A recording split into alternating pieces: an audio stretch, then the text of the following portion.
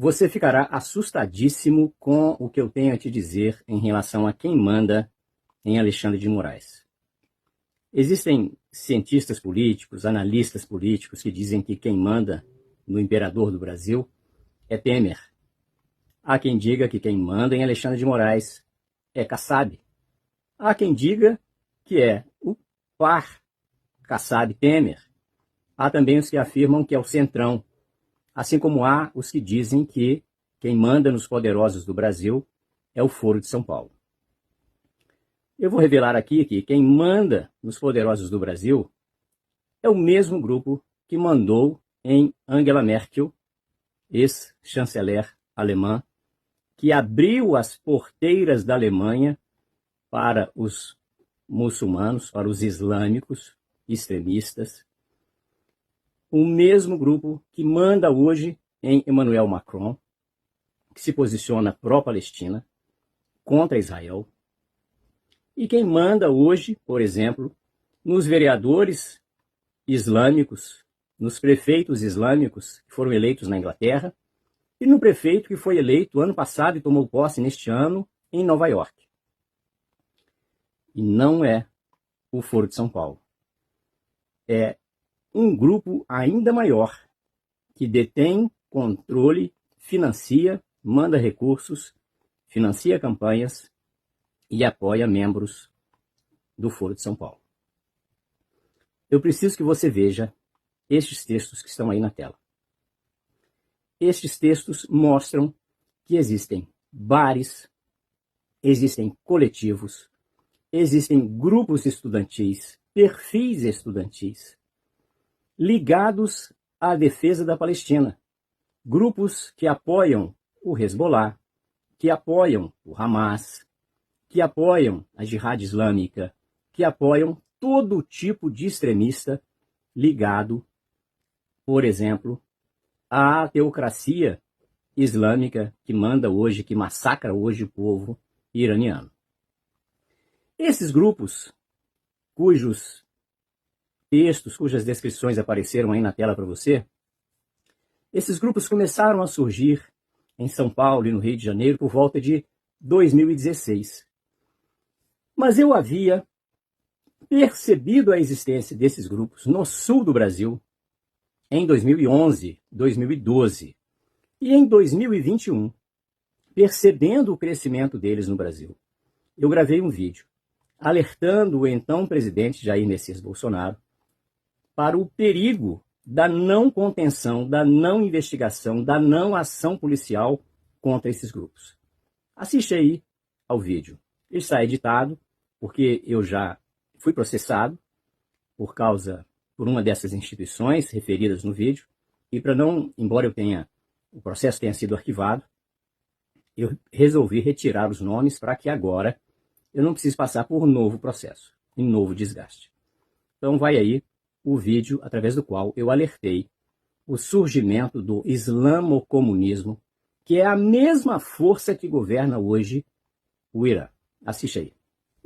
Eu, particularmente, já assisti à entrada do Movimento Popular Revolucionário do Chile, no Brasil, pela Universidade Federal de Rondônia, nos anos de 2011 e 2012. Imagine o senhor o que será do nosso país quando o Movimento Popular Revolucionário se unir ao islamocomunismo, a união de uma estrutura fundamentalista com o terrorismo. O Brasil entrará num caos absurdo. Nós precisamos reestruturar o MEC, precisamos mudar as estruturas, a natureza jurídica das universidades e alterar o artigo 207 da Constituição por uma PEC. Precisamos de uma ação parlamentar vigorosa para a mudança dessas estruturas, se quisermos que as conquistas conservadoras perpetuem neste país. O desconstrucionismo proposto pela esquerda, que nasce dentro das universidades... Pois é. Quando eu falei sobre o surgimento do islamocomunismo, muitas pessoas me criticaram.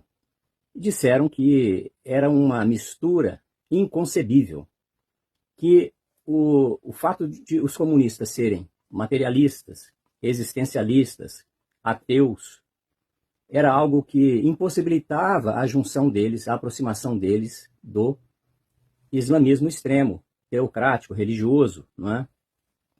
E diziam também que o fato de os islamistas fundamentalistas serem religiosos e, portanto, não serem ateus, né, postularem a existência de um Deus, que é Alá, os distanciaria do comunismo.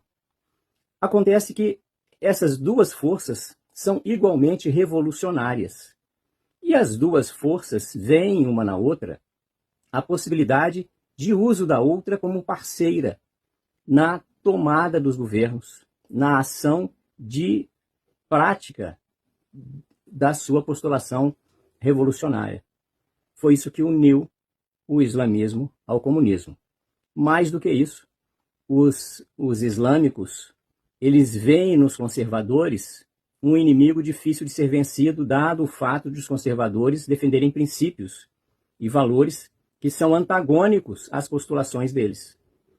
E, por outro lado, os comunistas, porque são materialistas, porque são relativizadores, porque são existencialistas e ateus, eles não têm aqueles princípios, eles não têm aqueles valores, eles desconstroem a masculinidade no homem, eles revertem o papel da mulher, o papel histórico da mulher na sociedade europeia, por exemplo, o papel histórico da mulher na sociedade europeia, na sociedade tradicional, né?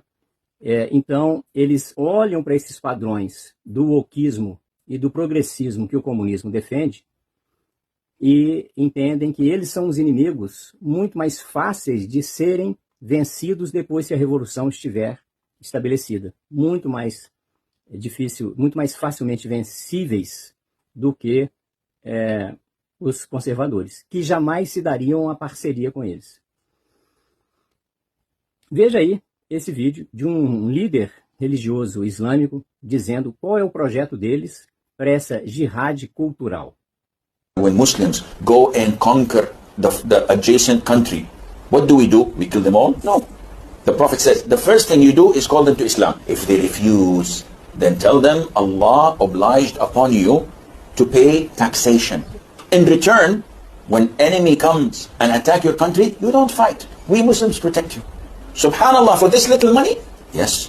And you enjoy sitting in your homes and in your country and live your life normally. But the ruling is for Sharia. So you do not open nightclubs, you do not fornicate. If they refuse, then we have to fight.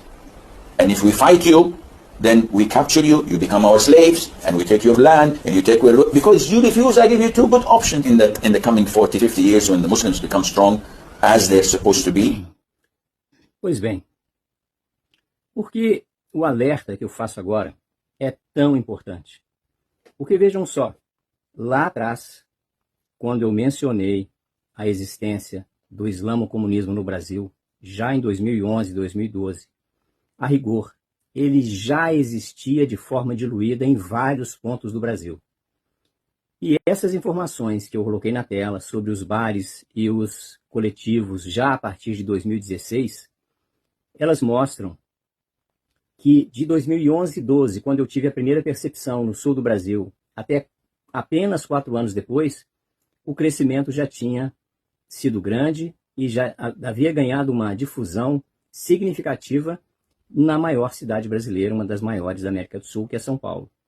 E já no Rio de Janeiro, com vinculações a grupos de grandes universidades. Então, quando a gente percebe que as lideranças estudantis, as lideranças universitárias brasileiras, começam a abraçar essas pautas pró-Palestina, pró-Hamas, pró-movimentos terroristas islâmicos, quando a gente vê esse apego ideológico da nossa esquerda a esse extremismo islâmico, a gente fica assustado, porque, a rigor, é a semente para que aconteça aqui no Brasil exatamente o que já aconteceu lá na Alemanha, com a atuação da Angela Merkel, que foi responsável pela entrada de mais de 1 milhão de imigrantes islâmicos, pelo crescimento da presença deles também na França, através de Emmanuel Macron, das ações de governo de Emmanuel Macron, pela entrada deles em Portugal, na Inglaterra, em diversos países da Europa. A sinalização que a vitória do prefeito de Nova York agora dá para nós, de que também no país do presidente Trump, e não é à toa que Trump está tão focado em atacar o narcotráfico, o narcoterrorismo, já visivelmente presente na Venezuela. Não é à toa que ele está preocupado com o que tem acontecido no Irã. É exatamente porque ele já vê na América do Sul o crescimento dessas forças. Os piores inimigos do Brasil, hoje, não são o Centrão, não são esses pequenos fantoches como Temer, como Kassab, como Alexandre de Moraes. Eles são homens poderosos? São. Eles têm poder político? Eles têm poder judicial? Têm. Mas dentro do organograma de todas essas forças que eu mencionei aqui, eles são empregados. Os poderes maiores estão não só no Foro de São Paulo, mas acima e além do Foro de São Paulo. Todas essas forças islâmicas atuam em Cuba, atuam na Venezuela, atuaram e atuam na América Central, na Europa, nos Estados Unidos e, obviamente, na América do Sul, no Brasil em particular. Então, quero alertar a todos que observem essas forças, que são muito poderosas e que vão mudar radicalmente a cultura brasileira e as relações do Brasil com a América do Sul e com o globo, se elas continuarem a proliferar e a crescer e a normalizar as suas presenças, como tem feito de forma muito silenciosa, mas muito eficiente, no meio estudantil, no meio cultural e em já todos os estados brasileiros, sem exceção. Normal Muslims, you're not extremists, you're not radical, just normal Sunni Muslims. Please raise your hands. Everybody, mashallah, subhanallah. Okay, take down your hands again. How many of you agree that men and women should sit separate? Please raise your hands. Everyone agree. Everyone agree. Brothers and sisters. SubhanAllah. So it's not just this radical sheikhs then. Allahu Akbar. Next question. How many of you agree that the punishments described in the Quran and the Sunnah, whether it is death, whether it is stoning for adultery, whatever it is, if it is from Allah and His Messenger, that is the best punishment ever possible for humankind. And that is what we should apply in the world. Who agrees with that? Allahu Akbar. Are you all the radical extremists? SubhanAllah. So, all of you are saying that you are common Muslims, you all go to the different masajid Norway, or is it, are you like a specific sect, like the Islam net sect or anything like that? Are you like that? No? Are you like that? Please raise your hand if you like this extreme Islam net sect or anything like that. No one. Allahu Akbar. How many of you just go to these normal masajids in Norway, the normal Sunni mosques? Please raise your hands. Allahu Akbar. So what's the politicians going to say now? What's the media going to say now? That we're all extremists? We're all radicals? We need to deport all of us from this country? Subhanallah. Allahu Akbar. Takbir! Takbir! Takbir! May we have the next question, please?